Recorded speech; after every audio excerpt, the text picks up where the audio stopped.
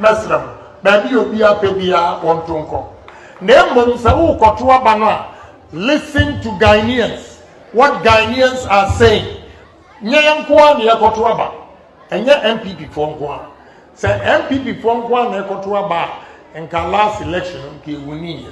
Ghana for Nira Kayon, and your Kotua Ba. And the moment near Ghana for no eka, Ghana for say, Sawuti Basin, free. Kumase ba ose de Canada Japan ba ye beto amamo oti trotrom ose de Canada Japan ba ye beto amamo ukọ chop ba ose de Canada Japan ba ye beto amamo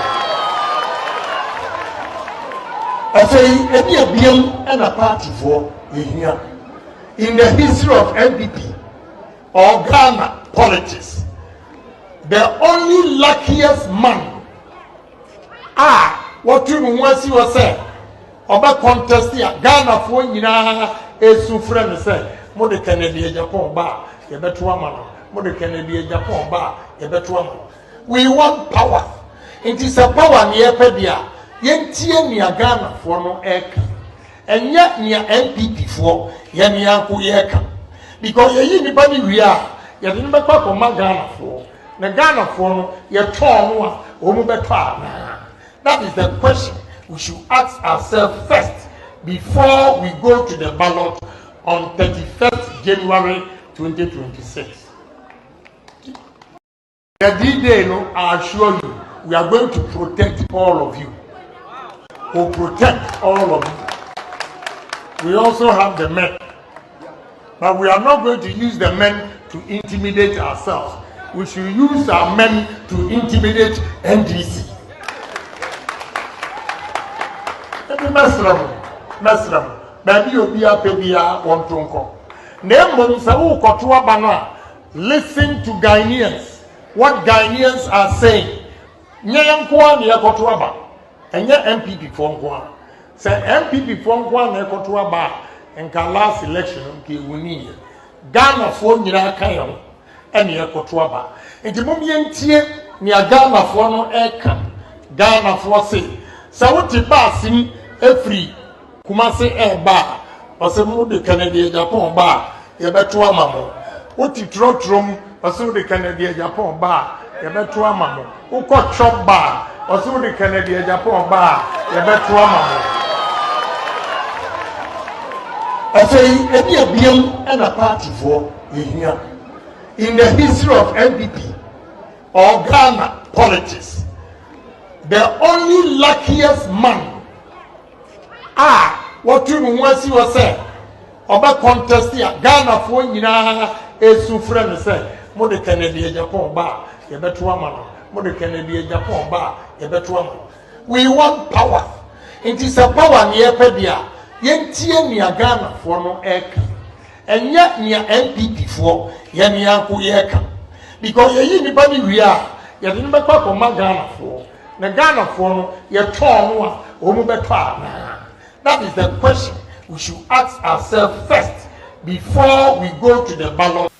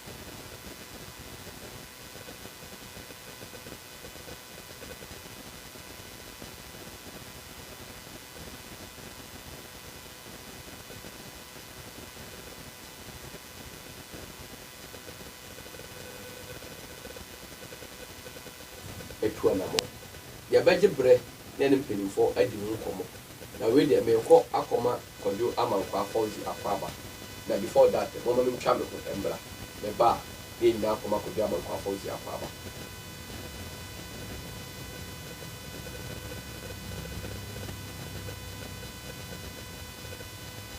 The D-Day, I assure you, we are going to protect all of you.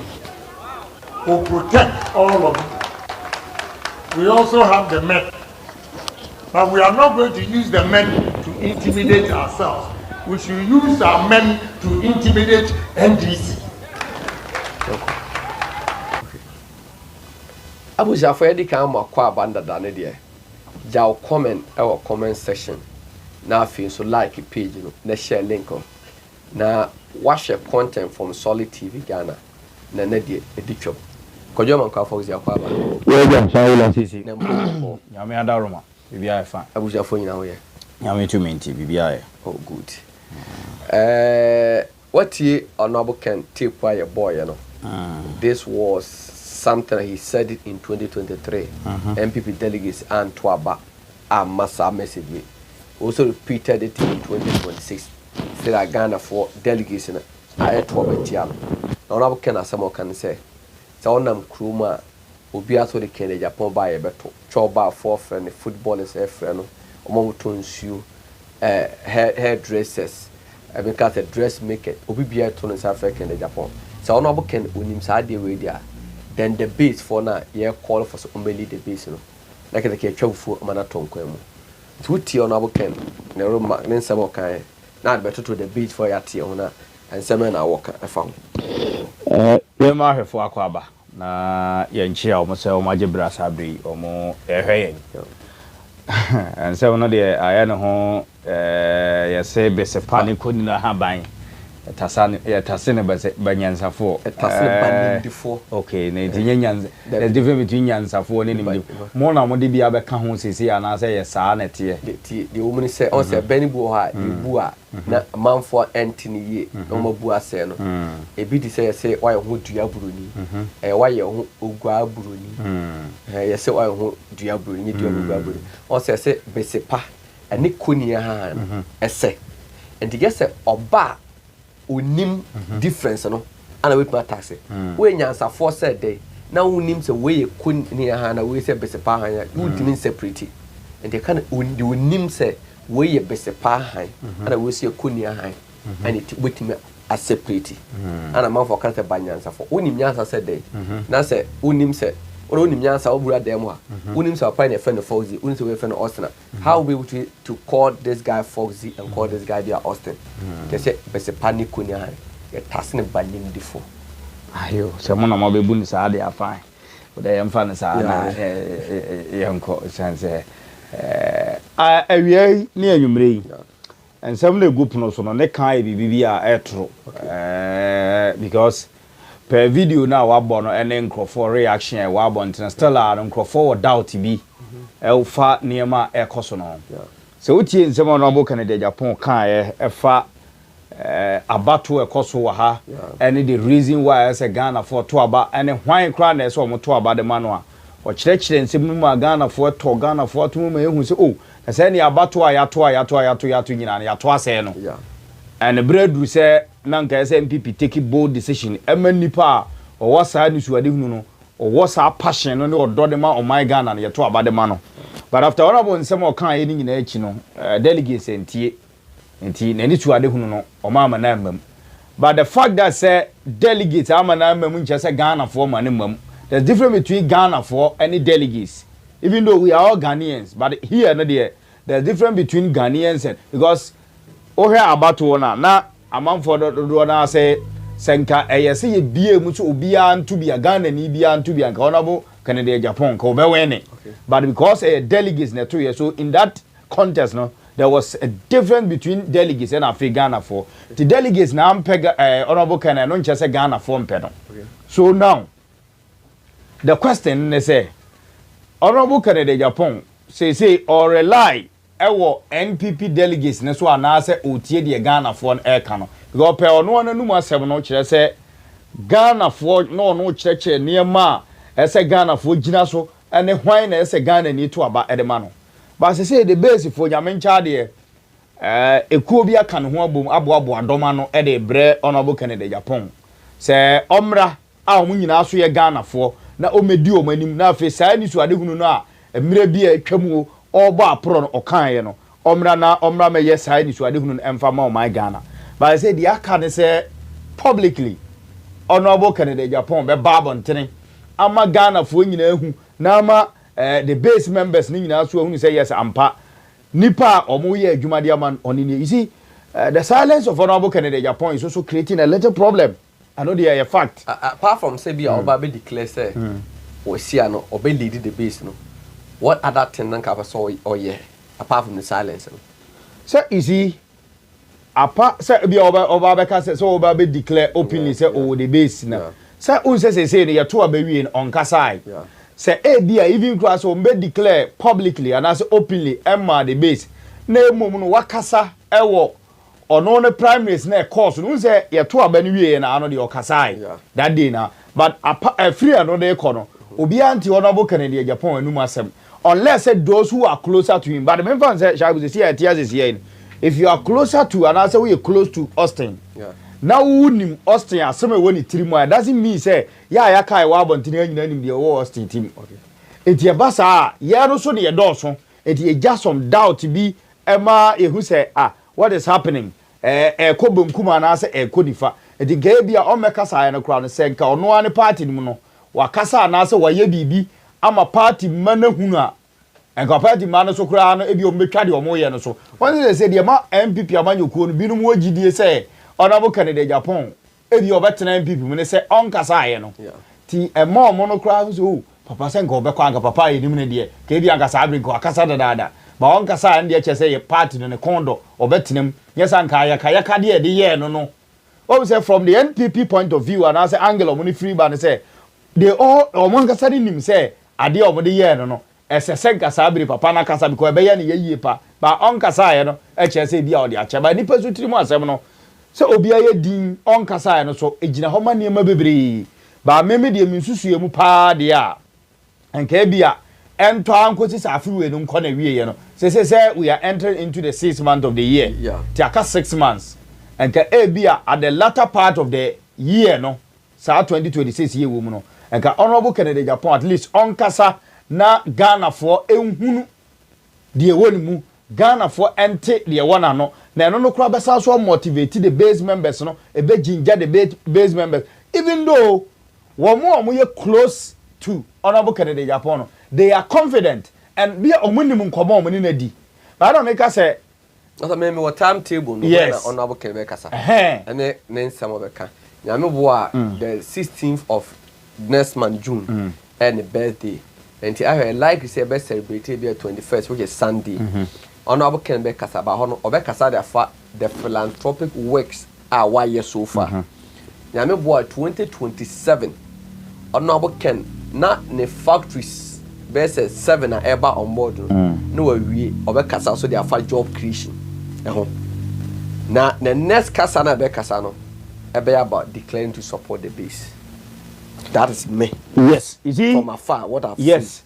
And you see from you it doesn't mean say yes na Ghana ni bia be fa no and I say the base ni bia be fa no because say amanyosem ane ye obi wo ho a the base na wabamu no honorable Kennedy Agyapong makasa dodo na o mabamu ni nyina no papa no ho do e na dodo na ade aba and so say obi be ka asem no nya turo no kre but nipa no person o tifri the horses na nkasa enum do wo so o tifri na numa ahonkeka bi e beba ene niam bi e beba ni mu no different from o do pa ma honorable Kennedy Agyapong ne ba ana ne yere sabi oda na chikura emeka still anu will be having some doubting Thomases bi no mu a omono be watch say gise ya tie free papa na nkasa me no mi anu nyina na me to da ya tibi ka ku ejere kokonu yes ya nyina tibi say bi no tibi bi say ti shay bu giri say papa be ba de so tibi there are a lot of people are and me call Absa Bank Asafo branch me ohana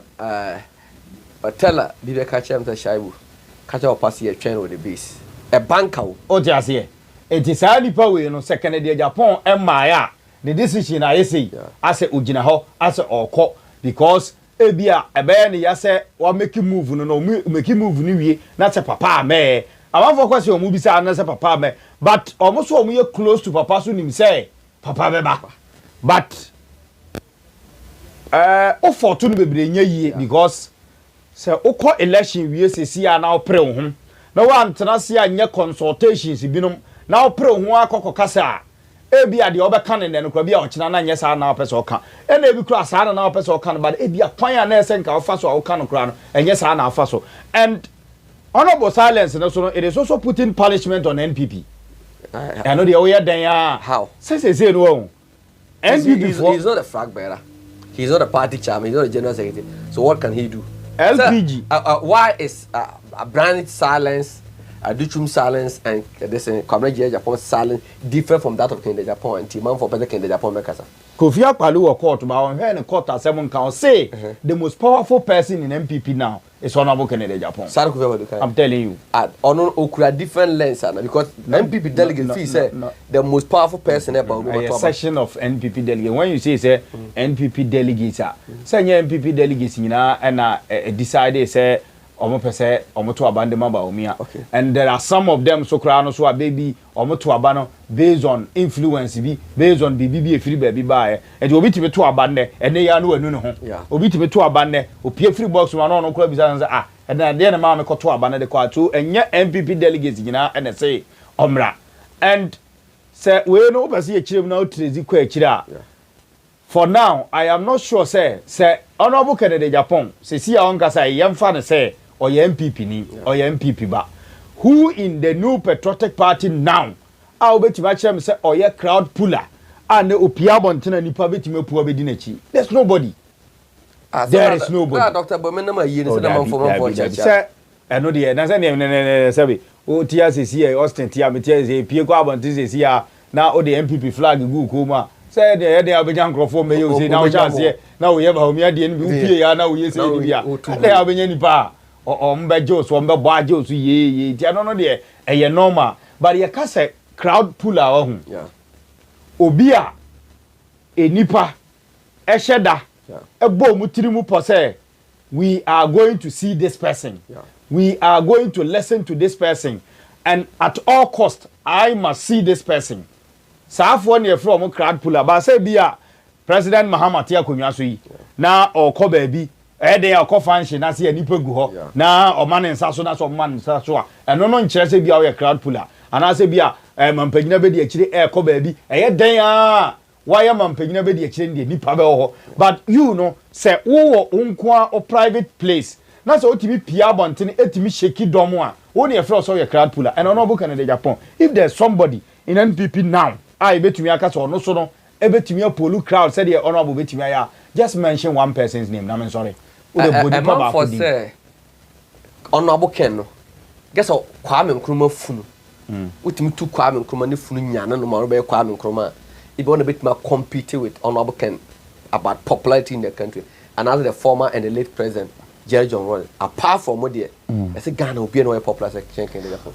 Oh yes sir and I'm going to say for now honorable Kennedy Agyapong in his party obi enu ho a ebia obetumi aka say oye too popular and also oye popular e de chen no oye popular no minim ebia o definition a o de be masa popularity no bia o say de obesi ehunu no but we are talking about in terms of say o twini papie in terms of say o command nipa so say your nkrofo bi ho a o ma ye say agenkwa say o ka say kun homa no kra na obekun ho de ama no say bi na aka say the lies of Kwame Nkrumah JJ Rawlings no wo mo bre no so no na okase obi mfa nitise ngosi from na ka mfa no so because of JJ you do it before you die na for the deform say umpe na sem kura no a otise JJ beba bia you wish and love to see the man keke just to see his personality you say e wonkofo bi wa natural by nature no sa na nyankopon aye o mo say wo ho a ese nipa person mba be hwe enti upie ba bia ese nipa be ena ya amanyokuo so ye no ye wasafo ni bi wom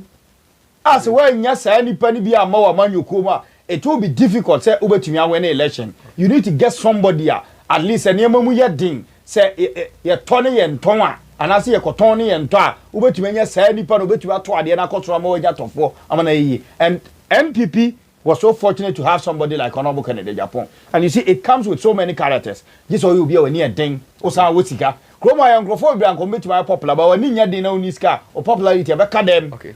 And no be na a beer, or more muches in any be a one say, yeah. You may be an actor, yeah, or by a popular. But power now, any energy of the territory, about you so influential, you may not have that thing. Yes. Yes, of a so calling chain. But you see, sir, sanity. But you see, so on more level, no, Mako could do no. A new say a beer, yes, shatter on say, and it is what shatter head and say, Doma or Puli one guy. Now, for you, be a surprise. To say it is when you come to the entertainment industry, halfway now, bet you are. But when it comes to politics as well, there are also people I bet me about with this uncle for Mupie baby. And then I make us say a free beer, said I can't say Kwame Nkrumah de am a tunnel. But a free Rollins time I hear and you I'm sure say there's none.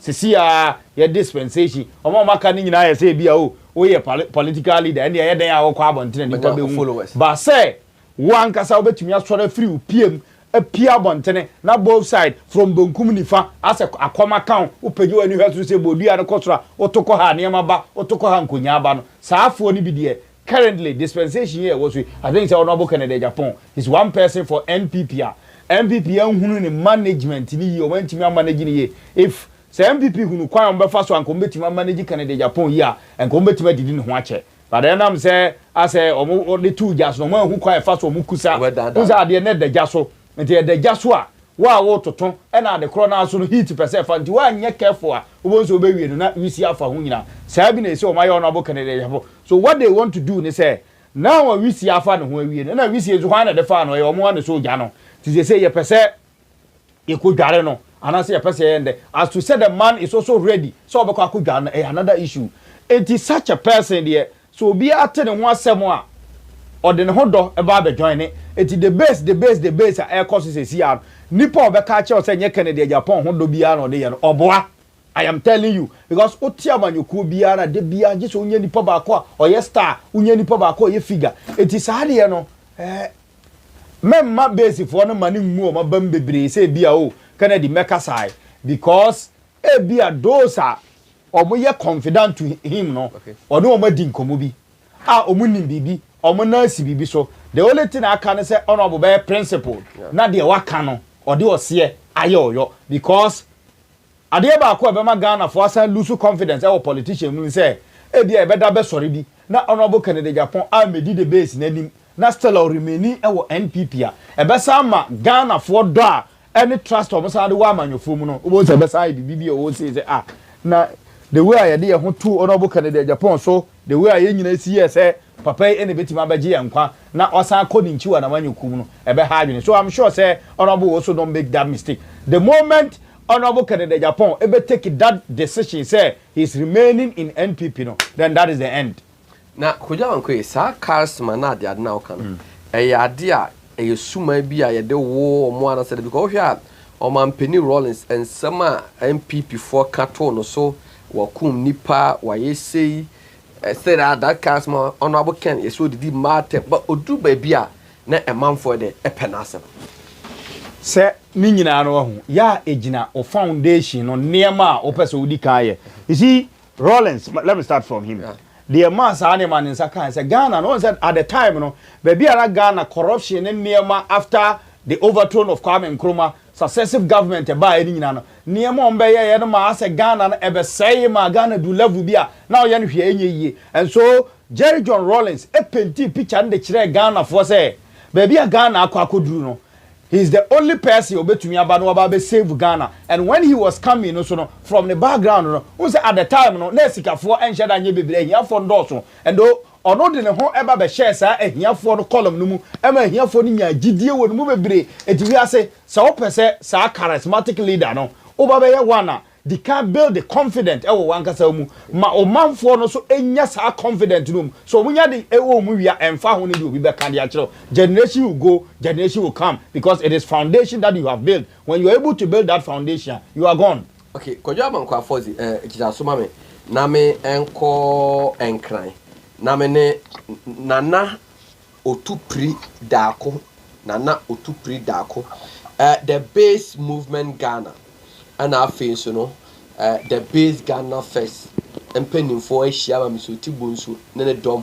I welcome Agya Koo and the team no for the sake of unity, ni peace, or meeting that year the base Ejuma, Emma Honorable Ken Ababe Lady. Mamma Cock, Namno Opening and Como. Opening Cassia, Memoir Joe, Emo I'm watching as out of our Quaba at the Basoli TV. So, Over for me, Joe. So, Bichia, one away to you for your good, Medase. At you for so now, your force so edge also. Yanya Krata, who say members of the base Ghana first, and after members of the base movement. Ya, see, the Omoch say, Omodomonsa Shekrata, say, see, dear, a fanunu, and no asumia bua, na Omode a pre dom, and the amount honorable Ken, Amanaba be lady, aquapoji to me, Abayim Puntu, Madama Ghana for, Tessa. Mebacho, you, it is up a Now can send out King Can of Crata yet in Sarah and Etening. Fire Munu Anamontuno at say I could do him, Yensha Nim say a channel could be Soren Castle, may Sanko back, may the name radio so, may can some cassia, may call court, may Clemu Dimbi. Fire Uramu near you, near Edikan Casan. Said the base, Nefariban. Inano, Honorable Kennedy or Agyapong. Okay. A woman say, Ena oriti ukunu. Okay. Ena enye onunin susui anana gwene se obi fi NPP mu. Akwakote okufu frubi. Okay. Ewo NPP echi. Na emom adofu ene Ghana mai adehia. Woti enentu abono ensemu a okan na nisuade hunu a owode magana man ne Ghana man mba no ena wo hu se debi se NPP a eya man yoku no entimi enhunu opening yi na nisuade hunu no empo na won akwa akote ase enti won amfa sa franketu ni tinabre no amma na de a en won wo bete won na mwetu anamon foforo na sana mu ya waritu no ena emu ko che ebien yen ekuapempo no yesi emu ye den eche ebien osantini beka se emu ko che emienu sure ene se yekonya Dr. Oti Bonsu ene Agya Koo ene won echi defo okay yinim se edu mri bi kura na yegina emra nanim sure ewa se nibia se yenti yen ho ase na emum mpani ebu bebi ato wo se ne ore prade pade akwa akotoko no yanya na bro wonya na bro sa enti ye nyina ye be hu se debi eye onipa ba akonara ehu anamo na yeretu sure na so Honorable Kennedy Agyapong ye betimi de sikan atu na pampem acheni mu abien na efa akwa akodi Agya Koo na efa akodi Dr. Oti Bonsu ha na debi ye ne sa na nipa na nkasa yesi yere boni chidom ya ye twa ne nkwa na so enti no emfaso bia ni so se ebusua ba akonara no ye betwe manso enti em se empanimfu bi ene Agya Koo ne dom edi nkomo na anu fida eye den na wotwe pepepe bra ye ko du asin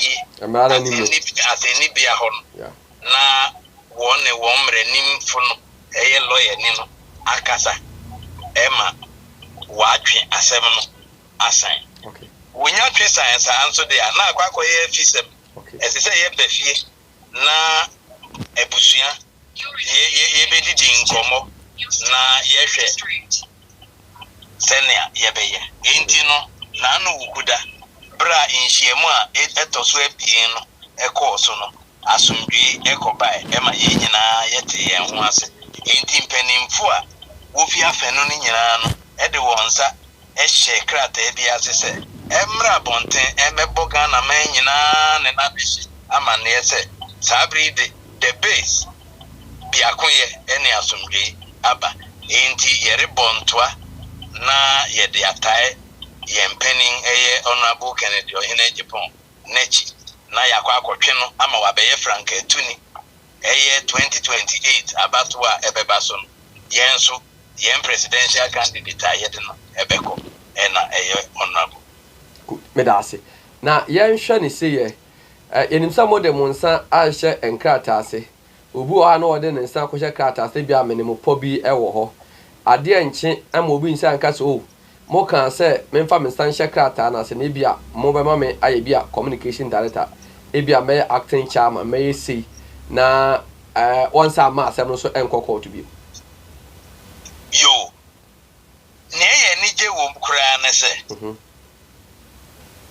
Jinaya ye dikan esikra na se esan se the base eye omansie nkabomku na enya meye aman yoku nti me ba cho me risi hono so bio okay esan se hia me mise the base eye omansie nkabomku okay na enye aman yoku. It is not a political party, okay rather it is a socio-economic and political community. It's a movement. Yere de babe siesi omei. Okay. Utaya esi sa ku me sese mekfane ku ba kope. Yeah. Enka na ye wa afen. Yeah. But ni si ye ni so nyina ne se ye be peja Ghana man esi hobio. Okay. Na magana ebe fanenta mabaye den efura. Na omanma eye Ghana adehye enso ejina brane na wopue wiase baabi a wantime de wonsa esi wonbo akase yiwo yenso ye Ghana eno na eye ade a esi ye ne so enti no se we na ye chairman we no ye director we no ye den no ye iguni nyina because ye nya meye aman yoku ye say a Bayaman Yoku, and ye war traditional positions be as I say ye create na ye appointment another yet to waba ye nipa Sabrino the base edic near your friend of Besonku and answer committees and I yet the repu the base Busiano yet read the Jumanina ain't it over communications here boy ye were communications committee. Okay. Ye were operations committee. Okay. Ye were legal and constitution, and as a constitution and legal committee. Okay. Ye were fundraising committee. Okay. And so on and so forth. Ain't you know ne say ye nyina bebia wo feel say wa hode ene wusua mu no wo no na waka na ye de wa hye ho.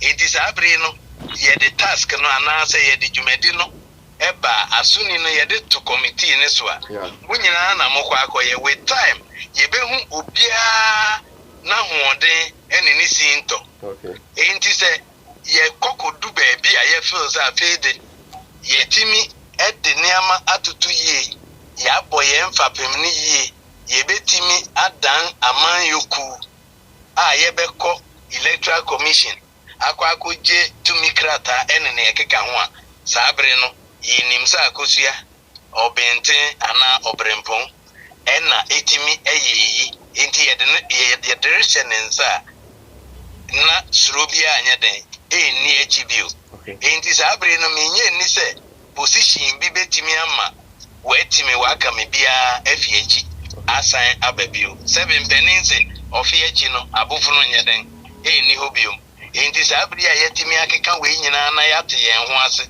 ne yede yensa ahyehye nkrata ase yede yenima na yereko yesre nyankopon ho nyansa ene ahosan a yede bedi sa adwuma good ade ba akwa ya na manfo na omompe o say the base no ase emu ache ase dede o mu no obi apɛ baabi a asumdwe wo enti wo gina fidie kase so e de atudwa se se the base nyina na ababe the base baako ye ni Agya Koo base and enemy so Oti Bonsu base me ba jo you when we say worry subject be a friend no arithmetic and mathematics yeah na ye friend en kontabu na yeah Yeah, what topic be our friend of fractions? Fractions, yeah.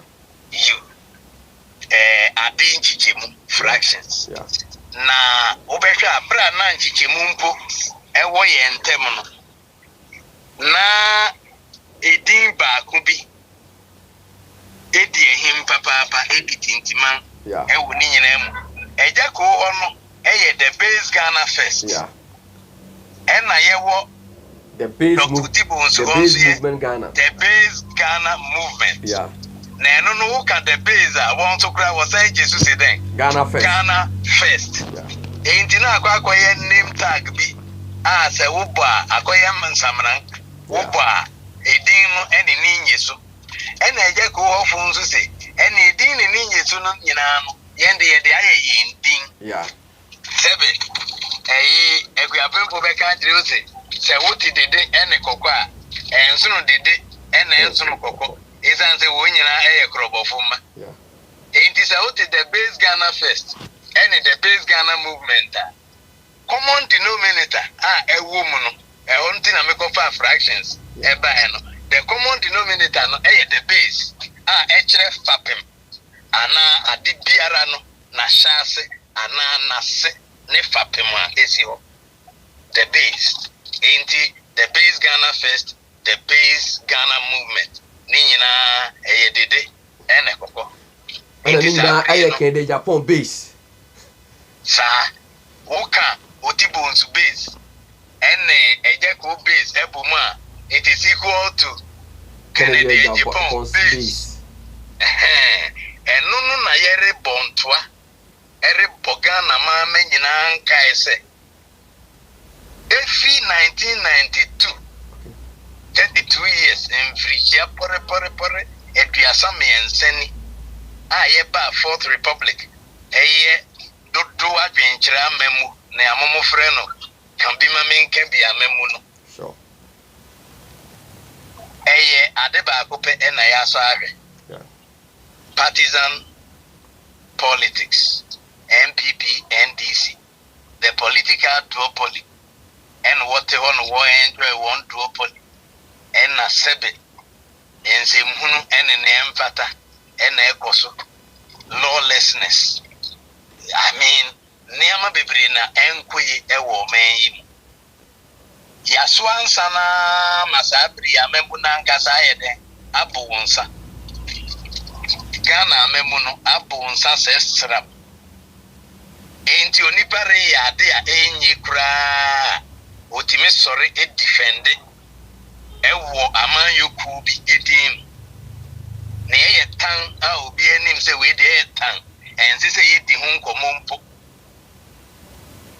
na onipa da se ni gina ho na o defend because amemu na nkasa no abonsa nanso mpanin kan sem bi wo se wo suansu na wo suansa na wo hu na emu yedru sabri ya suansa na the base aba the base insu Ghana amayo se munsu yesi mwaswa ensanache ama amemu na nkasa abonsa enti munyae na afi mo meso ensu ne nso kakra na ye se ensu ne bemu na munum nsu no na ansa ne retete o mani so a amemu no ebe ye den ana eno ne nka ya yere bomu na bra yere bontwe yesre Ghana mamba sa Amanyoku bi abe Amanyoku a na efi o mamba pa sure na namo a obetu me openi shaibu obrempon me ene wo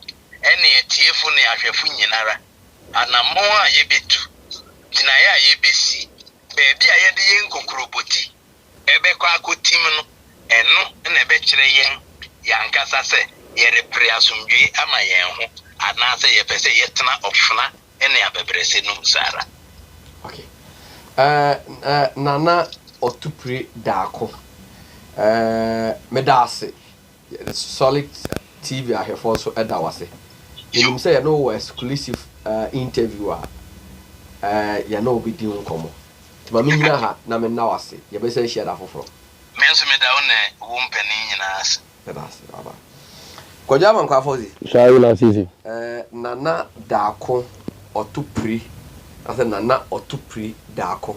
Whether you could see say Eastern region cheaper no wakane Amakai o station IDB outabo. Aye. So you could appeal me, yeah. Okay, could appeal. So far no the base Ghana first Agya Koo base no and then Oti Bonsu base no almost say for the sake of party unity no omaka boma isi ande oma be ye adwuma e de aboa ono aboken Ghana for ankasa omoko na omoko do the base no banam say Ghana for empire a wonchi e wo mu enti o sha mamenken kan statement akra bia da say was saying for immediate release the base unite to campaign for Kennedy Agyapong. Was it following a joint meeting held between the base movement and the base Ghana First? The following resolution were unanimously agreed upon. And Autia, I say both parties have agreed to unite and work together in support of Honorable Kennedy Agyapong towards the 2028 election. That's point 1. Point 2, I say both sides have further agreed to put aside and bury all differences in the supreme interest of the shared vision and common objective of supporting Kennedy Agyapong to become the next president of Ghana. Point 3, I was saying all supporters and members of both groups are hereby admonished to refrain from making comments, statement, or engaging in conduct that may offend or provoke other members in order to maintain peace, unity, and mutual respect within the base fraternity. Point 4 was saying all allied media personnel, including traditional media houses, print media, social media activists, and communicators are also advised to desist from making comments or publication that infringe upon the rights and dignity of members, insults, insinuation, vituperative remarks, and all forms of serious attacks must cease with immediate effects. Was the parties affirm their commitment to unity, discipline, mutual respect, and collective progress as they work together towards their common political objective. And I hear members present on my side.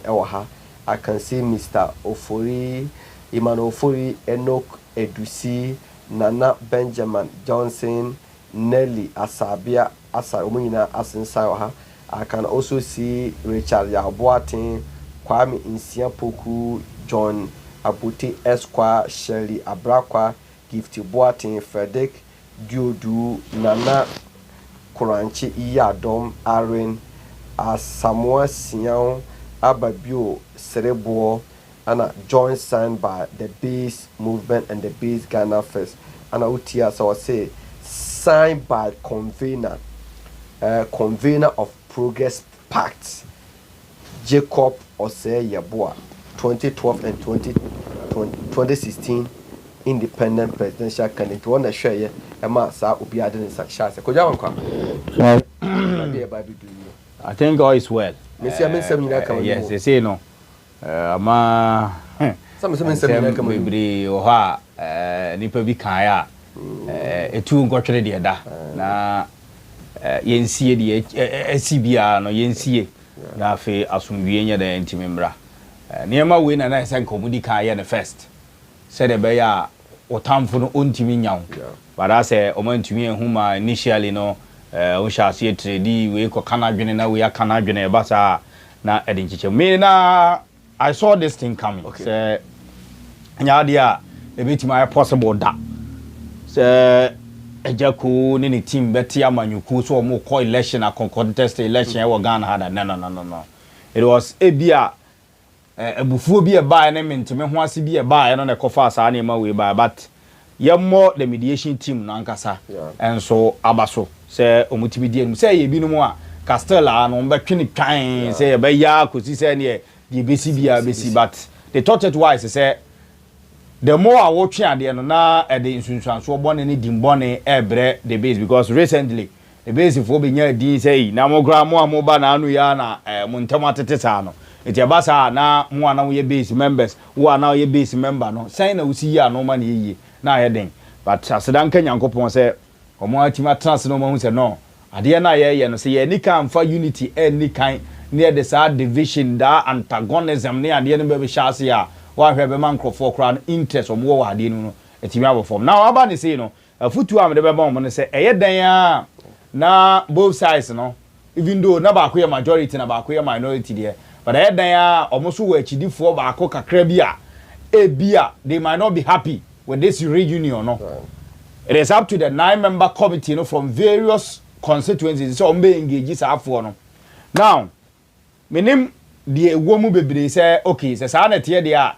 Agya Koo enko no were they able to register members ana omutimi register ankrofo so omutimi register ankrofo they should bring all of them on board now we say okay we and the register your members ni your forms ni because the base there already no mo no our forms so mo de adwuma dada then your transfers ankrofo na no mo no de aba be kan we ho na afi no mo hu say fully asomduaba ena asomduaba no so mo ma ye 9 day wonder de bia okrom a say ena ye kokoka minim condition bi shemu say ebia say eduru say na say we anye we ye besa ye yidi a they must look at sane mani nyina no mu say okay say ne de bibia free ho bibia so free wa you see ade bi ba say ya as I say sign the bond yeah say wo na wo gi atum ate ase say ade na wa ne sa ade ne bi nsi bie mu da at the moment afanu no ba ko be so obetrega no ye de ko court kura wudi for ba sa ankoba ne sa ne koye say for the sake of asumwie nti no omomfa ne tra sa so de nipa asem kan de yeah who when ne nim say bibi sa betimi asi say no bia animo ko won sha ase say mun nyina na sha ase kama gidi afi ye twan ho aba ba beduru ya ba kwa yira yeah eti say ya ti ase ya kwa ko hunu ba ko no ne de na ba ya kekere no yeah emfa no moduam ya kekere no emfa no modam ana ya lock no emfa no nhye dem se de be ya ontimi mpie na anye sa ne agya no de ni si ho a nipa nim asamka nipa so na ho onwini ho onwi afi ade be che obeba no san akwa no de okwa unhu ni biemu because oye mistake no okwa ene wa nkwa akiri ene okoduru ho a hu na ade ba so san tibiem aboa no san te bronya akokọ so watibi wo nsem da papa betimakun se bronya akokọ a mache na mantam no wate so okwa akiri jijiji timi de futu am de be ma omo ne se omo ana ti ase obi a nhye obi a eno mo ti ase so e fedi omo di ku ni nyina be de be bom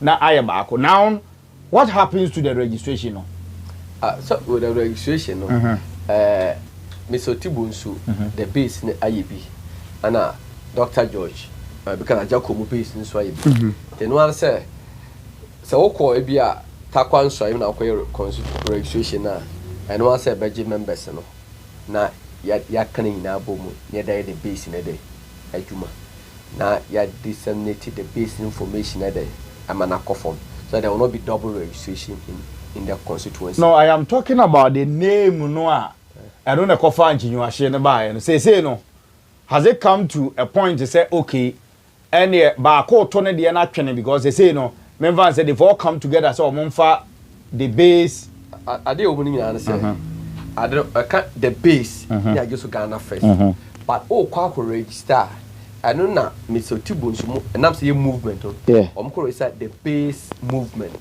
Ghana and Agya Koo mo register the base Ghana first the for now almost say yemfa the base Ghana first ayebomu ana yemfa the base movement and asante be the base Ghana first city na because it was about registration was about in terms of legalities okay say be o person o twasema but for now a document be or maybe they are going to use the base movements documents and omo de aye because for now no say now can they are obi ewo bigger share ewo mu and then the base movement Ghana omo offices bebre ewo abontene enti e bad documentation na the base movement Ghana documents omo de baby pia o si ade say o kana yenko tie adum be no na and Mr. Oti Bonsu ni team no on my leader. I mean, so far, it be a sense ya or whatever the base adjumaniana. It is in the name of the base movement there. Ghana. I'm saying Agya Koo ni team. Apart from mobile money, same no mukucha no. I don't think say be a or more and near ma or more the year. And my name is Jacob Osei Yeboah Edim Komo. And he also one sort of watch and near ma team no or more they back on board. What the first one? Excuse me, say, Mr. Oti Bonsu, no, had a typical politician. And Agya Koo Musono, almost had a typical politician. But the papa and the Kasai, Nana or two pre-Dakon, and I've had joy, the 2012 and 2016 president, and a lot of politicians are almost their political acumen, you know, almost they back on board, almost build the structures. But I mean, I never call Kaya, a yammy, then for now, also. Ebe call court the judge na catch say we fear some Congo CC baba mode was a shenkata say obi a na all back because of position tino and they collapse all the position in the base. He said you need chairman, you need acting secretary, you know your committees and your legal and constitution committee or more operational committee or more communication, a lot of committees and here be a 9-member committee in the biomateria oba said Eduardo committee so the committee ni ko trust be this is what we want to do say be adwen twan ko NCP a bad on meto nti ama emma obi enya absolute control over the base and ade ba akwa Mr. Oti Bonsu e call Nigeria before buy visa okonya nim there boy and say o sha ade ba akwa ya na etaha these smaller political parties anything na spring up for no aye so the amanyoku no another force no e de sheni pa ba akwa nsem say be on the chairman ade be kire akoji sika wo NDC for nsem and NPP for nsem na ono mu trade with mo Arsenal and I say be mo members ade be kire so chairman we go back to NPP chairman we go and no na enkofobi na on person mo ye ba for ade ba kan me hu say omo say na omo ba back no she say at this position any ho omo no mo free say be a time come metima trade with the base no she say an ababa ye committee a nipa ba ko any absolute power but me akọ trade bia with the communication no and with the operation no another with the legal and constitution committee no until say ebeya manyoku na I don't know about Ken about di anim no these are the structures that interim they are going to work with. Yeah, mate hon say but now what I was talking about and say initially no Agya Koo and team went to register general to register and man ko register. Yeah, ko register na Oti Bonsu so dey register in order to prevent future occurrences no. What I would suggest and say now dia Ekuo ni ba be use the base there. It means the base no must be registered and as a register we are no other person or any other person and the best nya kwanya say or sakwa because now NPP OCCA, there's nobody to me for NPP so they can register, even though ABR no one shas here, say UP days, you know, and I say ABR Young Executive Forum. But OTCMI register and said the New Patriotic Party, you know, there is nowhere I also be to me register the New Patriotic Party. That is what I'm talking about. Say the Bayer Dutch BBR man because we are called register, we are called say Asumbiaba. To say Asumbiaba na Dina. The base there. Then we should forget about the academy now we are talking about the base. Now the base no see register where it has become a movement and as a political party.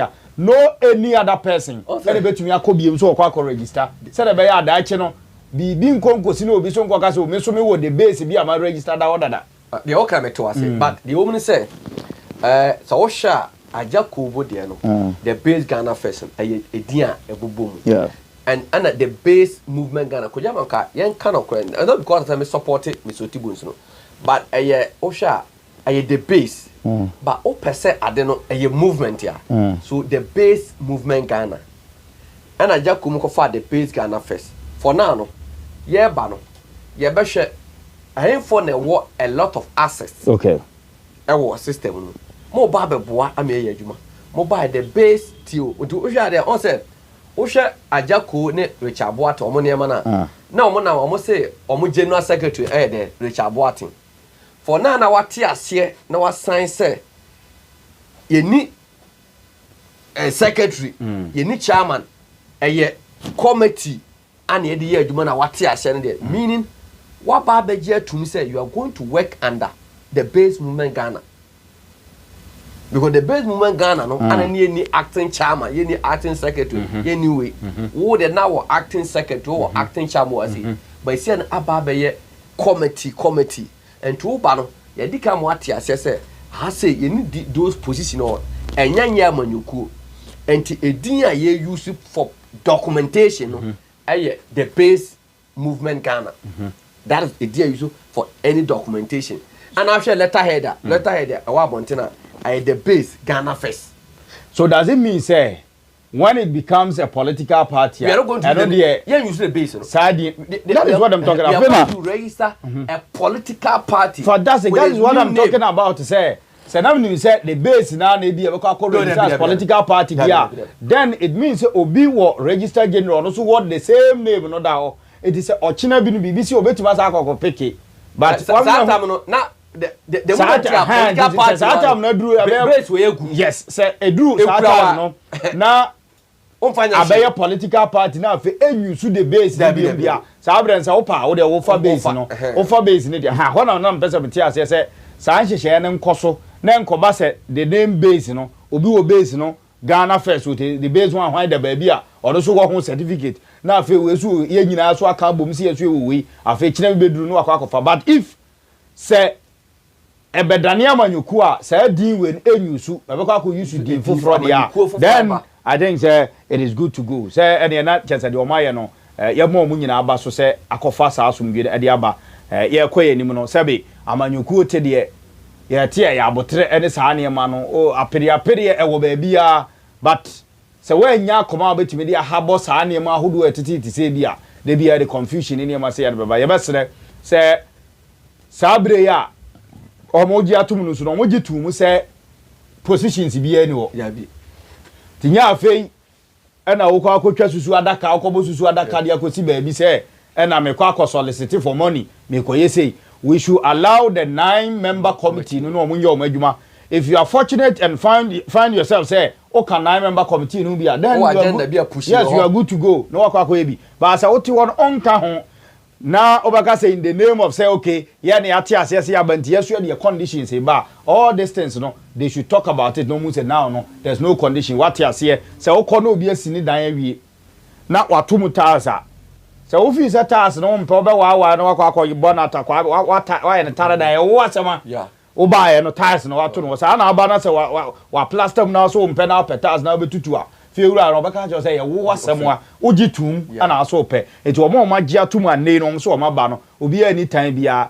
ena ade ba kwa meka so de a kire omo ne say asemba obi aka na dwene yeah the obi aka ye no they should forget it nya afi na okohia onua no baka say o na no sha bu say de nim say Agya Koo je say o sheda ko di fi na no koye meeting foforo na say mo kokko no aduane di na but I know Agya Koo that I know say onye obi o ye difficult person and eyeden ya asumdwe beba ono aso ti game na sesa amanyosem de anade asem na nsi krom ha John Dramani Mahama na nado danko kufuado e got to a point kura na functions we kokura we gather but time wa we kofi no ka chense nipa o na dan for power friend Johnny na nado danko kufuado but say na fe na engofo wa say dingofo we ya no mo dada ya na say de ti amanyuku sa amanyosem no sa na tie obi betumi afo obi betumi do atem obi betumi nya issue gidigidi but mo kwa na mo samba be hia na he parliament toda the way we see ye kiki but edru fanshi bi aso no mo nyina to na obi say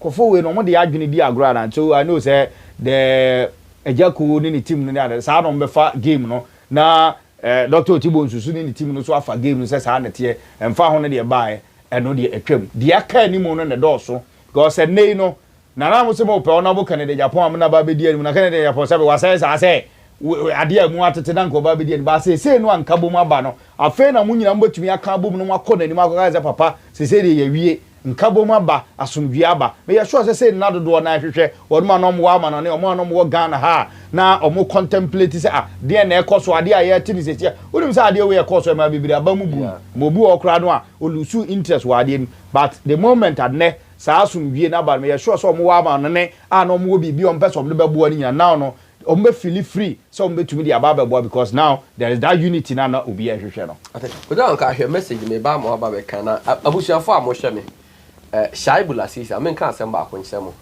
me na me one person na me o push bringing malam Agya Koo and Richard Boating into the base, but for the sake of Honorable Ken, and me wojidie say Mr. Oti Bonsu and the team of invested a lot into the base movement Ghana no omunimde and omunya de a ebema mo a mo hwe na mo chom de mo gidie o the base no sebi mo nsabesi form obi obaba biaro se nipa de akoma pa na eba ye de ani edinachi ye de aso to form enuti na ye 9 member committee no se na ka ebia ye twa ebia kumase e de ama Agya Koo ana ye twa sunyan e de ama malam ana ye twa nka e de ama Mr. Oti Bonsu ana wo nipa na ekoya ade a ebia daache emwa ba we de ade na will be guided by 9 member committee and already a composed committee in so in the the supreme interest of the base Ghanaians and Honorable Ken ti dey see ye bia no munja maninka me muni sama me kan but sabi me interest and me egu bia no se ba Honorable Ken ade a or some de me egu and me interest e de to nchen na etimi move ade na man ko anim na mpeni se ade anyere a empire ena asem no ya anyere a etebu aba so woni nipa ne ko na mpeni fo frem no mo patantoka no na mo tansi sisi asem no na ebu ba akofo na ebu ba akobem ma ba akonya ne ho ntiase se sei ne sitie because esisu anokrampo no temu a unua ketwa eya na obeka ntoka ya na obeka ntoka da ko ma metumi ka se monko se moko na wo peni no wo vem na unua be wo se sebi wo ye peni onfa na asem fa ma oso nti ba bi ade na kwakudu bia no se ka bi obi ama so etuo bi obi afa e bia no ye mfa nkotwere ba bi ye de betwere na ye ma asumdue entra wo de base no na ye nya adwuma emfa emmoa na ono aboken mbidi aden because in a match I say yes spend this for now no yambo 2020 ye ko fa ken de Agyapong I dey man kan ko fa me shaibula sisi aba ye ka fa ono aboken naba one obe invest a lot e wo the base no na se obi no de ne sika be kwa akoye investment onim se ade ne munjo obi o businessman bia no so okọ country bi akọ invest ya the odi kan hwe ne say the security situation in that particular country oman emujo amandwe oho se enunti na ba bia asojafo omodi ku ekoje oman boss no obi no person okọ akọ investment ko o invest o ha ebe hye da ko no soje ni bi so asaba ti momma the base ni emunjo na emunya akono emfa Ghana for first obi fra o shaibu oh the base be Agya Koo base another Mr. Oti Bonsu base and obi fra ka che say you know Oti Bonsu base and then Agya Koo base ni nya na e kan the Agyapong base e fa the base ko jama kwa yankin ka message okay yan hwen ko fa adwenkyira ode aba no ebi Jennifer Chama say good afternoon, that's great show yeah that say and also Shaibu please ask Honorable that we want power if he Honorable candidate Agyapong knows that he should join because Ghanaians are waiting for him. Yeah, that say. Thomas Kodom say, please, talking. Okay, I don't know the na officer chere. And I just see do, yeah.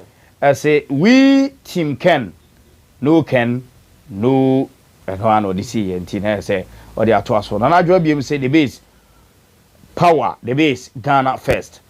Thomas Kodoma say thank you, thank you, bro. God bless you. Yeah, that's it. And I just say good afternoon, lovely people. And we say the base register now.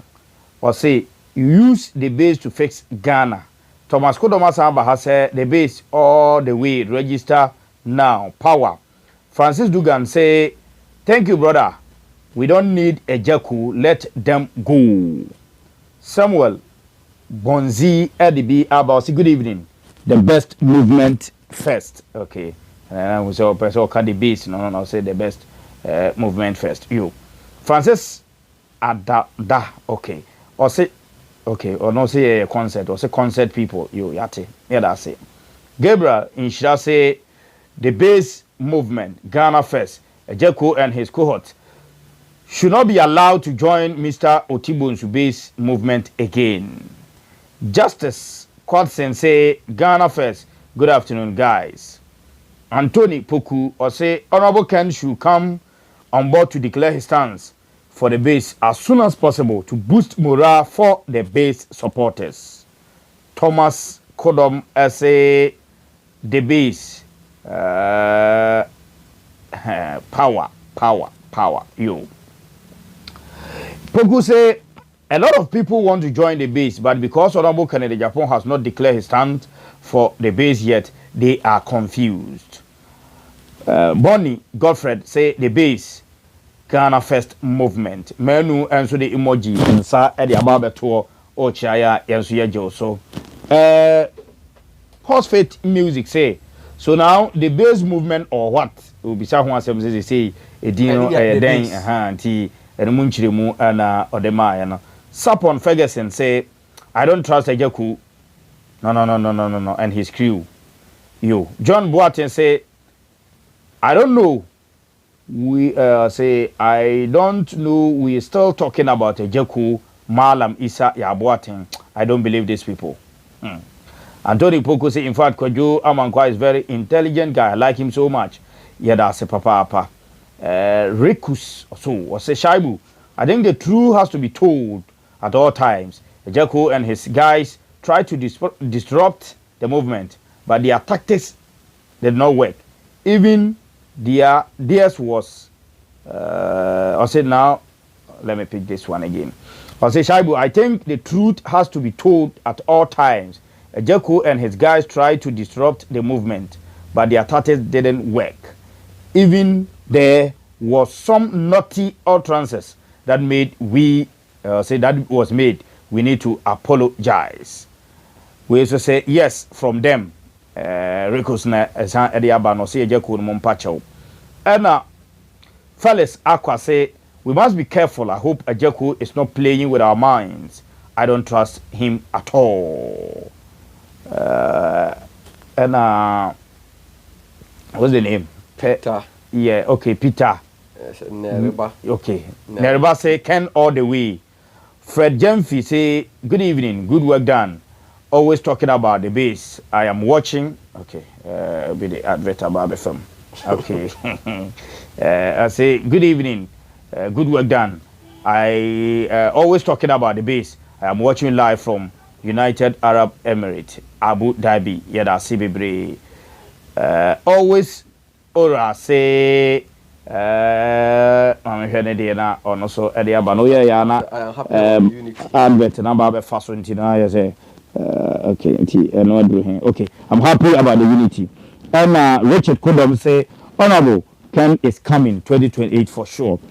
Okay, Collins Osaibuate say Collins Osaibuate from Accra. I say the base movement Ghana first. We dey papa keep it up guys. Yeah, that's it. Blunt job, you say the base job, or the base power. Okay, already about. For just the other hand, we need everyone on board, but we should be careful about these guys. And okay. No. Fred in the cattle, but Kenan and I said, okay. When I say the base for life, and I grant a baby say the. That's right. And I watch the Agyapong. Sati Adwenchira amanfo ede aba no no. Kojamanka yam fa course kakra. But or be fa course no. Okay, now asemka. No, no you say still anu say ade we na akoso no. Nkofo tirimu nhya dantene o. I think say it is time say bia mpanimfo ebe take upon themselves na omama enchechira akofom yi. Amankofo atene ma bi ase unse ase wo ya suru wo ya dodo o kinka adwenkyere bi bia me angasa kwa na I was of that view ne say ase gidie no ekofom kakrabat ye be ka che supporters say we should give them the benefit of the doubt and see say say one we say Abronye yanchire wura dem na nya ne kuna next time no o da wo nhye de even wo pie kura wo nya opono nto wo saa wo wakum kura se o mo pono je se o de ntomago sha ase ansa na se da wani ma ho so na bo se abo bia wura dem no mesi se wo pie akodwo nso kura no a odi atwere ano o ma ne nkonti me ye sure say now Oti Bonsu joy no ma be count ne others no mo count no politically they are also wise, they also know what they are doing. So supporters should calm down and relax because I can see say most of them don't trust the coming of this team near there, but they should relax and then let's all see what will happen tomorrow. Because as the result of the education in the south, but me can't show almost say almost kind statement now before say yeah be welcome the base Ghana for Agya Koo in group now, not the base movement Ghana. Now you the I can say committee and the Dijuma. The committee and Dijuma. And on mobile you dissolve a committee. Mean on my and near man she say the base movement Ghana ayatwan. And no any the year Juma. Now they are also going to be placed on the committee strategically based on their strength. And Sabi, I say what kind you know. You say the what kind of that who's and you know and you say bia ya say oh ya janesa Sabi adwuma no NPP NPP almost starting 92 and they started and they are. So we are going to work very hard. We are also going to be extra careful. And we anticipated of all these things. Now that we can say, oh, and maybe at those times when they were with you guys, you know, they were able to give our opponent information. And when they left, you know, they were not getting information. That's why they are coming back. So I never win ya factor before say yeah back. But the bottom line said, Ghana for a nipa bia. I did do mompe. Enuntina Kofo or Dedin Obiso Baumia on Pekasa my present late Mouse and I'm not me person but there be obi or can of cre obi on price or move fees any pan in. So we are going to build a system a bear the base be very attractive to Ghanaians.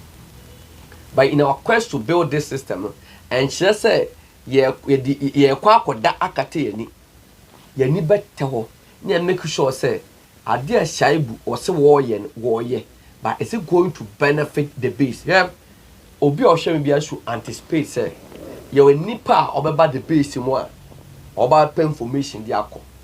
Yeah, no honorable can nam you will nipa no more can the Agyapong camera information call. There's one guy a chain a pamono. Honorable can you kushia be only doing come say fee in coma. You better name about them.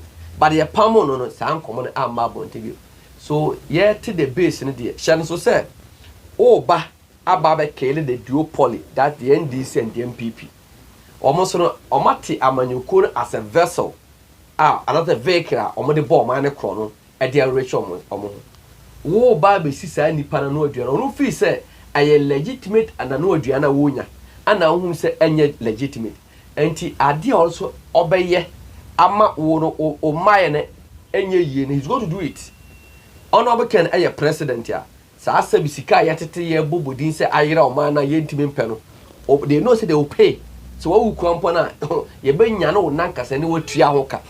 And the NPP the NDC they are going to fight it. For now no NPP for free say omo na omo suffer kese ntimi. Omo na they want to fight with the base. But say Honorable Ken tisimu pe na ND for so say oh their candidate chance of winning power from John Dramani Mahama a slimmer. They are also going to work against the base. Also, UK, the reform now, they had stronger opposition from the conservative and that of the labor. And they are putting all these things into consideration. So let us welcome them. But I don't just say we are going to sleep entirely. Initially, started here no more. But Omanya Jenny, I mean, because of Bema. Now, you need Tade, our Jay air threat to a dark day or so catches them. Says a wine now who crab will jama where they or watch you. And you know, with a dear way on the abam. Ya welcome woman. And I said, and penny for so you in some money boom. Yam pesa best oh yes so and the person and you show mobile. Most of the conditioner At the base movement Ghana, Yena Yediaba, Yagu a position via Umu. We are going to use the base movement Ghana officer Yajiji. Yeah, cars and your baby Yusu. Anti automatically, Yen Yedia, Yoma Ashayimu.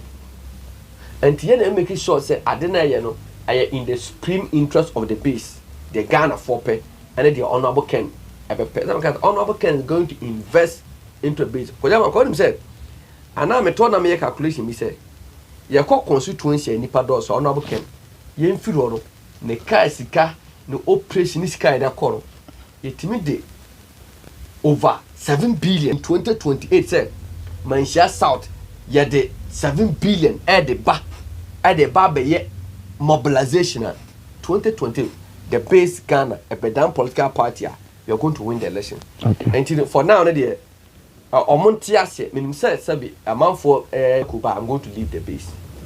But I didn't mayor no mayor the mama papa honorable Ken.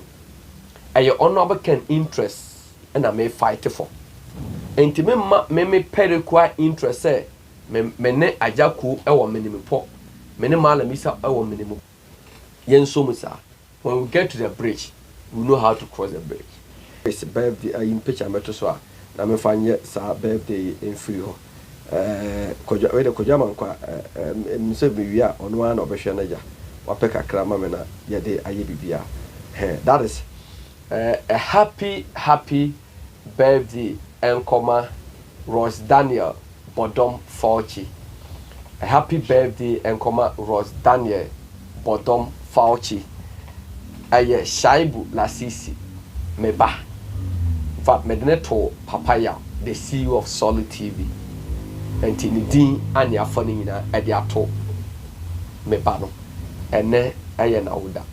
And a happy birthday and Ross Daniel Bodom Fauci.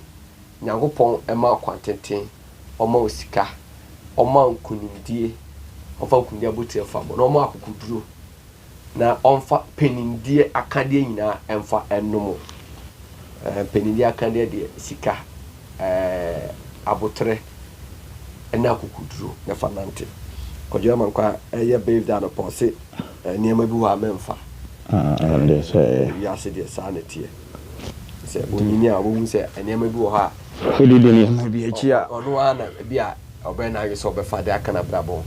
Ebi wo so a ebi kwa kuyekumi. The number na 0243115466 0243115466. Also between yemfa better 5 callers mesam. Well, I'm not going to coach you but yen try say ye kasa ye be ka no. Ebe ye kasa e de asumdue de ebeba. Empenifo e di omachi no omunimte. Ana omonya de we say anya ba I was said yen so musa me say benya be say 2 or 3 course bi na ya mo so aba ba kire omadwen e wo so number na e 0243115466 0243115466 also betimi afre na wabaso na so aba ba point but at this point you know let us put our egos our differences aside now for the sake of honorable Kenti, you move forward. Because if we Abu Dhabi. Okay, uncle. All right. Dika Yamin Shram. When you could jam and quaff of the Juma, because I need to comment in Guasiano. A choir was ya Casa Fao. Now what you mean, and Makuma crowd of him. Good.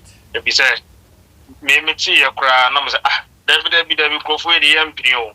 Because the coming quad and Agya Koo and for the stone one, I'm still not convinced. I'm still not yet convinced. Many convinced me, your mundi. It knows that Okasanoka same be said. Yabaka Koda, the name will be a Koda, and yes, a Koda Katiani, a Koda to Anna, Yambi Bako, near Yanni at Ofe. It's an idea was here and say, I will be petty, I will be by different people in a day by.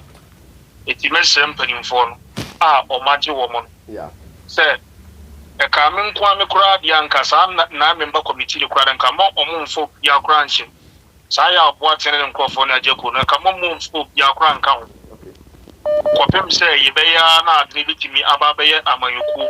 Now, Omani, enko mo ho sa nkrofo no yi pa especially Aboate ne Malamisa ko ya Aboate ne Malamisa for instance or record or track record ho yeah or track record ho la sisi who dia dance sure so ati ase onye obi a woye no kwafo a wo se ye de ni tum so na se de relation mu se wo yi bibi ono ankasa yi na kuma me Philippe e de bibi de ma ono bokin Agyapong ono ankasa ne personal interest it na wo di eche it is nyamia dum na se o matimi aka o mabomu a politics is about numbers sure politics is about numbers and said you di kan si chire mu se yi nya abotre ni ade no o ka asama aka ni nyansa wo mu pa atoma kuma so me de nkanye sa dia anka yem pene so me da sepa anka yem pene so kura anka nyi omum film kura ba asama waka ni ntino eto asom pa me gibi se obia so ade base da na kuma so bia ebeto na so nti nyame nhyira we bia se mo boy ma pa ma de base me da mo ase na da chi bia de base ba yem free krum wan samla Ghana yem me ye adwuma na Ghana adwuma ho no mo a yem ma ima ye bibia me da nyame nhyira we obia man kasa na abotre emra mu na yam do de base no hello good evening Pacho odina be okasa free hello Alfred Mikasa fi Saudi Arabia okay yanko basa saibu yanda sipa ade sisampa ma diabre asama mekache Agya Koo ni mala isa ene omo mu di eche ni say okay they shouldn't let their past bring them down okay they should do something to omo dream say e bia base into member no they should prove them wrong okay we anya asembia ebusuafo kra tumeku omo tum kra twetwa later on na omo asia ba together to say Agya Koo ni malam isa ni omo ba ka na etimia dey be ka chom ni say yen youth ene nkwala na ye we chire ni ye shop we anya ntokwa ye ebusuafo bibi na ba ena empenifo abam na omo si ye omo ankasa omo si omo settle dia they should hold on to settlement no more 5 dream pass say no crepa so omo kan omo nyame mu nyame obo mo ba asase we say they are working for honorable Kena and with them good motive any dream pa they should focus on Ghana Kaiko because the man ye nyina ye fighting for some leader no any leader ntin ye fam just because the man has Ghana at heart they should just bring every good mind, every good will. Now whatever they are looking for no, at the right time among some binya crowd money nda. Ya ye mu bebre ye die chire. We say bia ye PBB. But Ghana ye na ye binya. Nti ye pomocho. They should just put everything away. No more fight like what you said no. Ye Agya Koo ye mu ye budi papa because of this we na ye mu bin ke ye lusu amano. Ke ye lusu amano complete. But and America no ebusuafo yekun na yasen aba tie pomocho they should all bring their mind together because we are tired of these two political parties seriously omo ye ebusuafo but you say sisi they don't omo pomo nkaso omo ye they are ya dwan abafie say be Mr. Sapo yeah yes Pacho yanko asa ofo na ben wa Pacho ane hello Pacho high solid TV okay hello hello Hello. yes I Hello. hello Good evening. good evening Hello. I can't say. what can I swear Now, so far, I made a program. I will put program and I'm Pacho wo program no so yanko okay, so I do. yes please Me Pastor, I want to say. me ho ya na swear Now, so far, I don't know. okay na fro so what Doing to not some upper. Also, everybody can't be this is here. I say, I was saying, I didn't know. I was saying, my boss is here, and I shot, yes, and I said, we see someone too. Not all of the sudden, my family saw the assembly echo court. I didn't see her. It's exactly what we're saying. All we need is that my man said, already Akumapa and a bayou. Oma Kumano said, every minute, Akuma city, and yes, Akuma be normally by you. And the woman you feel me, the Omo Beba, name Momono, Yama Yaninaho. Na ye mo mon cha bench kakala na nyame adum na ti hu sagen sacha ba ti ye bo mo ni hu so musu du music e bo ni hu so manya sacha ba why ye tre mo ama ma ye prepare ho e na mo ma ye mo musu su position bia obi ani position bia enti ye said you mo kata me pa mo cho me da bye yeah 0243115466 let's see a fat some okay I'm here. Hello. Yeah, hello. Yes, I'm Pacho. Yeah, hello. Yes, sir. Yeah. My Pacho, we didn't have Solid TV. Solid TV, so you Pacho. We are live on Solid TV, Uncle. Yeah, okay. Hello, Shaibu. Yes, sir. Good afternoon. Yeah, good afternoon. More to say. Yeah, we are also. Yeah, Ma'am, Komona, who didn't okay, to you, Papa. Young person can say, Agya Koo, I don't know more. But Agya Koo, you mistake there. So when you talk about the last time, I didn't talk about and to say the only thing is Agyapong court. Sure. You know? Yes. So I don't know why say Agya Koo can get that power to do that. You know, because Dr. Oti Bonsu, I'm not looking at Agyapong. In the back cabinet, as far as Dr. Oti Bonsu anchor. Yeah. So you have to change and say, come on. So my name Dr. Oti Bonsu, yes, then you're not going to get it. Yeah. So I believe that morning, and yet Dr. Oti Bonsu, I'm going to call court. You know, so the amount of work to be a cherry, a moment of the Column, the Pan, Group, Columbia, and the Sergeant, Obidiana, ordering deep to be ending there, and yet Dr. Oti Bonsu is in the court. The honorable cannot record, sure. Honorable cannot in the court. And the second another can you do? Next, honorable. There is something I make you, I mean, like I said, make you like a yeah, that's really just honorable there. Little bit to say, yeah. Onim, Mammy, off record, why? Off the why? That is my baby, yeah, next for me, and you did Mr. Agya Koo no mo nsɛm maybe say menya mama fans no mo support the base no understand say and yes be am the Agya Koo no mo argue mo in the principles, you know, and yes still no fans no they are not happy. Sure. Matthias, you know, they are not happy because yeah, and the would up air no after that no not for the Matthias. Yeah. Hello. Yes, I will leave part of the free. I saw me as FIFA. Okay. Simon. Okay, free.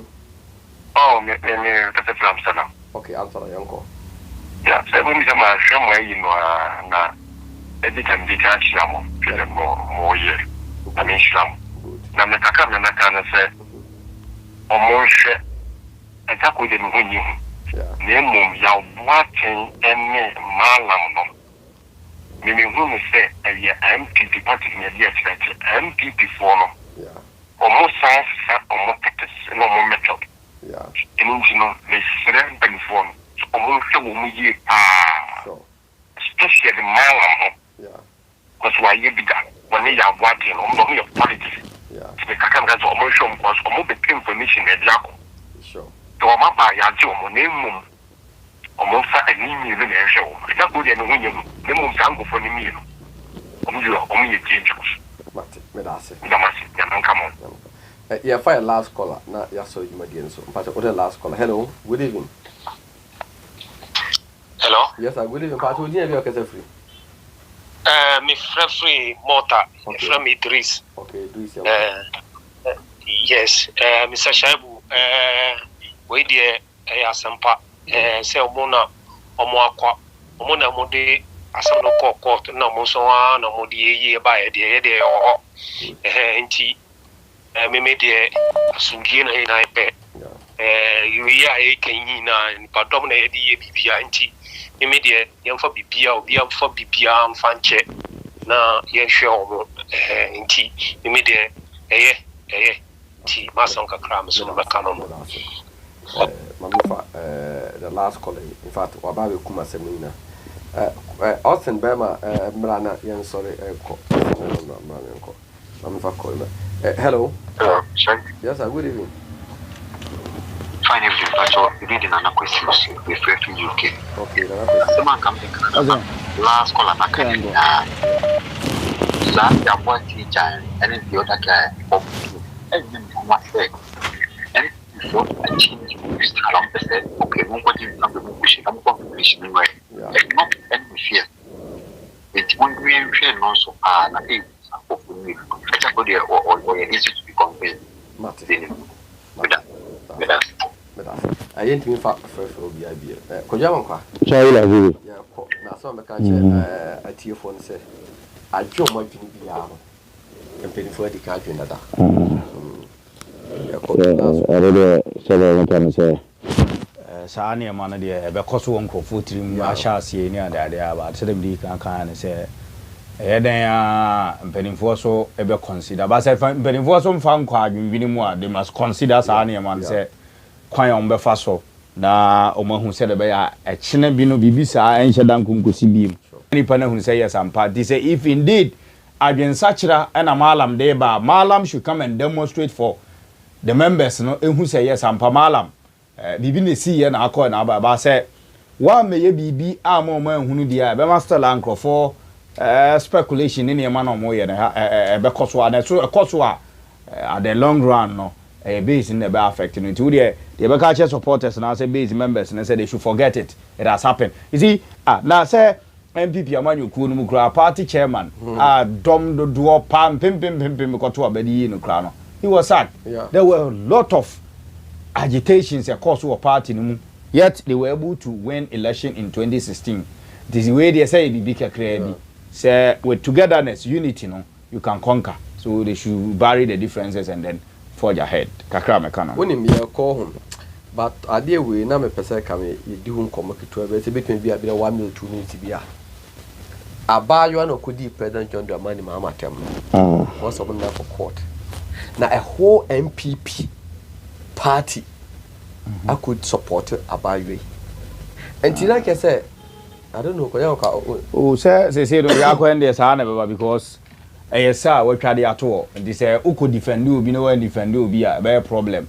And Abaya no so no say dey ohwe na TikTok page no adwuma o dey ye no for all you know kra no bi kra no ana dey know because kodua Mansha South MP no lawyer say obi anim no no ana TikTok no ahya oye ne niam enka a whole party general secretary ni party penning for so you know say party penning for enim no but asa na ye twade ato na nye because they say ba ne sa de na obi abe hide behind amanyosem no create account bi no di nkwasasem because nim say e china political party ba be defend and ade ba akoso on say sa cases we ya yem fan to mu nche bi anye enhye da nye criminal case ntino oya ya do ka akotum bi na anu na nsam bi ni ama bail ne ya find bi ato so say konebra sa be na bia ya jail obi wo ho amani pa for life ko bi be sua nyansa but we no say jail bi ani musa but to the extent say amanyosem but excuse my word though say Abayo we ebe ka say Mahama yire kwasiampeni na wanya NPP as a political party party as this Dumbo the late Darucha Otanka apia menkamu ebe ode ye no I don't think say apia menkamu time na ko bi betima kwotena afidie so didi omampeni atem na Darucha mo ane Jake mo tiasia obekota mo swap party machinery Agya Koo defend it. Share the difference between say Ebi eko internal content. Then Dr. Abronye aspiring to become the flag bearer. Kenya Agyapong aspiring to become a flag bearer too. And as eko general election, Obia aspiring to become president. But what to obey president we are. Untimi kase obi di me flag bearer atem. Ntimi so kwa kudi na atem. Na Justin Frimpong kuda party aya lawyer for nyansa for party. Na ba kwa na wunya fe. Mese be mu ge no. Self filter bi na ya mo to mani. Na wunya fe ba ya fe mi na sebi mpreduasa. Enne no se the whole NPP nyina na kwa kodi nkran. Menim se abayo no obedam ne. Na mo chena. Wanya bill condition no. Almost say one deposit in the passport, and also need passport. Then also almost variation. Variation a holiday Sunday moment to get be a Monday. They be a Monday as a Tuesday obenya ne tell kodi dim. And the abayo ni we are more contest for the national executive regional executive. Meaning say who may be how commission obenya sika. Jeff kumbeche ni sika. And to oba apart from say meaning say body ebe bu no bi. But says ke ojijiba dia. Dem e kodi say mahama yire e kwa champagne no.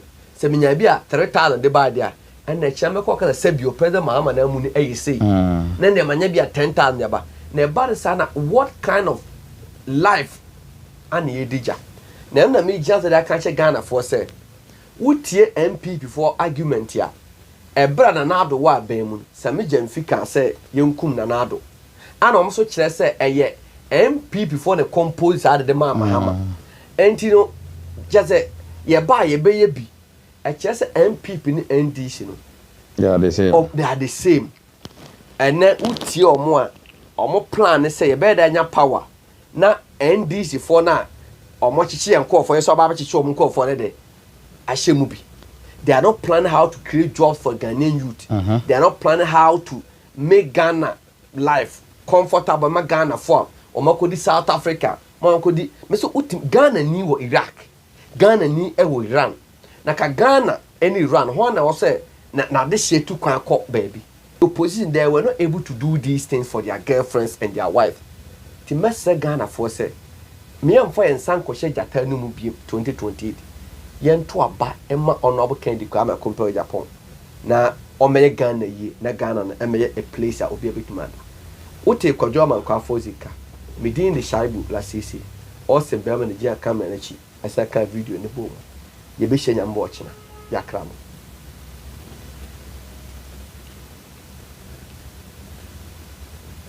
In the heart of our land, a rhythm starts to beat, a call to every woman, every man on the streets. Arise, arise, arise, the echo fills the air, for Mother Ghana's future.